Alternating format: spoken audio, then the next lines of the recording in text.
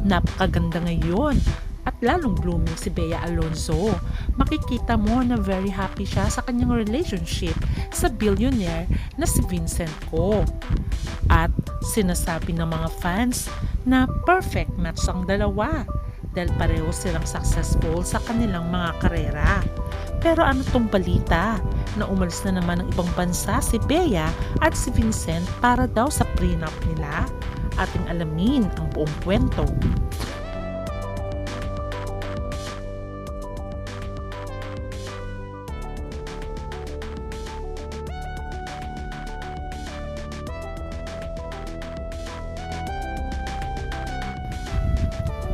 Marami ang masaya sa magandang love life ngayon ni Bea Alonzo, especially ang kanyang mga fans dahil nais nila lumigaya si Bea at matagpuan na ang lalaking magmamahal sa kanya after ng kanyang failed romance kay Dominic Roque. Ngayon ay natagpuan niya ang billionaire na may-ari ng Pure Gold na si Vincent Ko. At talagang makikita mo na very low-key lamang ang romance ng dalawa. Maraming mga fans ang masaya dahil finally inamin na rin ni Bea ang katotohanan sa relationship niya with Vincent Ko. At sinabi niya, I think it's very obvious. Masaya siya pero hindi naman na kailangan daw i-detalye ang mga bagay-bagay. Bastang alam niya ngayon ay masaya siya sa kanyang relationship with Vincent Ko. Sabi din ni Bea na I'm happy, yun naman ang importante. A lot of people including you have witnessed my ups and downs when it comes to my love life, ayon pa nga kay Bea. But what I've learned is that the most beautiful things are the ones that are kept private. Pero syempre, maraming mga fans ang naku-curious kung kinasal na nga ba si Bea. Dahil naringgan siya sa GMA Gala na sinabi niyang Chinese na ako habang naglalakad siya kasama ang Sparkle consultant na si Lores Tan. Habang naglalakad daw sila ni Lawrence Tan ay naringgan si Bea at sinasabi niyang Chinese na ako habang siya ay nakasmile. Kaya naman samot-saring reaksyon ang natanggap ni Bea dahil sa kanyang komentong yon. Sinabi ng iba na baka secretly married na itong dalawang ito. Pero okay lang, masaya kami for Bea. Meron din nagsasabi, baka nabanggit lamang niya yon dahil syempre galing sa pamilyang Chinese si Vincent Ko. Okay lang, kung magpakasal na si Bea, total bagay naman sila. At for sure ay boto ang mga magulang ni Vincent Ko kay Bea Alonzo at nasa right age na talaga sila.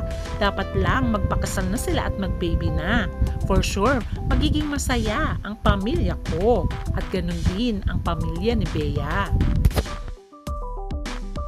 Kakatuwa pa, palagi nagta-travel ang dalawa dahil sinasamaan ni Vincent Ko si Bea, especially pagdating sa negosyo ni Bea na Bash Manila, ay talagang sinasamaan ni Vincent Ko si Bea Alonzo. Hoy, ang mga netizens ay napapasana all na lang.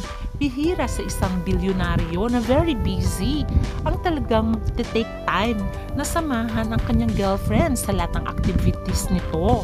Especially na maraming ang negosyong hinahawakan si Vincent Ko. Pero kahit ang pagpapanood ng concert ni Vice Ganda na alam naman natin close kay Bea Alonzo ay sinamahan niya talaga si Bea. Kahit dinudumog na ng fans itong si Bea ay nandiyan lang sa tabi itong si Vincent Ko na nakakaalalay sa kanya. Ang nakakatuwa pa kay Vincent Ko, alam din natin na may production house sila Vincent Ko kung saan ay kumukuha sila ng mga artist. At makikita mo, after nga ng concert na kanilang pinroduce, ay may mga singers na lumalapit kay Vincent Ko na gusto magpa-picture. Pero ang ginawa ni Vincent Ko ay tinawag niya si Bea para sumama sa kanya. O diba nakakatuwa siya? Pero ano na naman tong chika na sinabing umalis muli si Bea kasama si Vincent Ko. At naspotted pa nga sila sa airport kung saan ay magkasama sila patungong Croatia.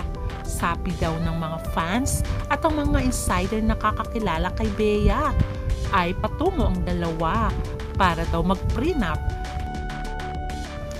Kung totoo nga na ang lakad nila ni Vincent Ko ay patungong Croatia para mag-shoot ng kanilang prenuptial, ay magiging masaya ang mga fans dahil finally ay natagpuan na nga ni Bea ang lalaking maghahatid sa kanya sa dambana. At for sure magiging masaya lahat ng fans ni Bea.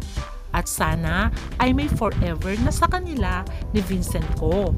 At itong ating aabangan. Hanggang sa muli, please don't forget to like, share, and subscribe. Bye!